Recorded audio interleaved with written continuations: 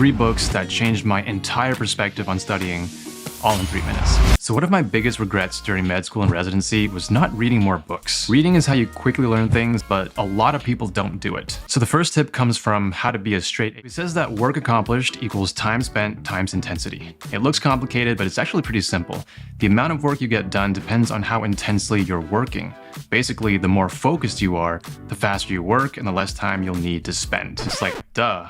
Everyone knows that, yet not everyone does it. I remember spending like 4-hour stretches of time in college trying to study, but I was also watching YouTube and also texting my friends and also checking my mobile game to see when those juicy coins were ready to be collected. So when I multitask, I usually end up not finishing my work, or I'd completely forgotten what I'd learned because my brain wasn't focused and wasn't actively trying to retain the information. Working at 100% intensity, even for just 1 hour, is always better than working at 50% intensity for 5 hours. How much time you spend becomes almost irrelevant when you understand this. The second tip is from Atomic Habits by James Clear. He says, you don't rise to the level of your goals, you fall to the level of your systems. What does that mean? Well, your goal is a desired outcome, and your system is what you do to get there. Like, if my desired goal is to get an A+ on my physics tests, then the system that gets me there is my study system, which is everything I do to prepare for that test. So like how I take notes, how I learn new concepts, how I take a test, and even how much sleep I'm getting every night, right? Like, that's my system. So James Clear points something out that totally changed my perspective.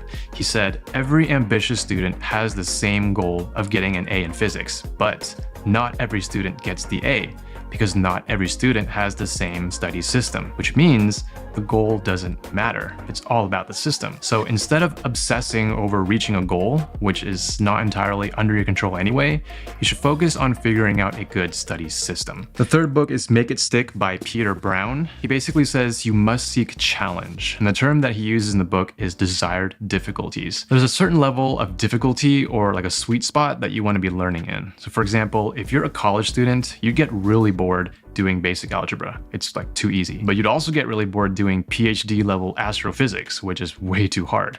We want it to be in the sweet spot. So then now you're thinking, hey, I'm in college and I'm taking college level classes, theoretically at my sweet spot. Why is it still boring to me? Well, the problem now is that the way you're studying is not difficult enough. It's not challenging you. If your idea of studying is reading your notes over and over, that's super easy to do, right? No wonder you're falling asleep. But if you do something more challenging, like closing your notes and trying to recite your notes straight from memory, that's much harder to do.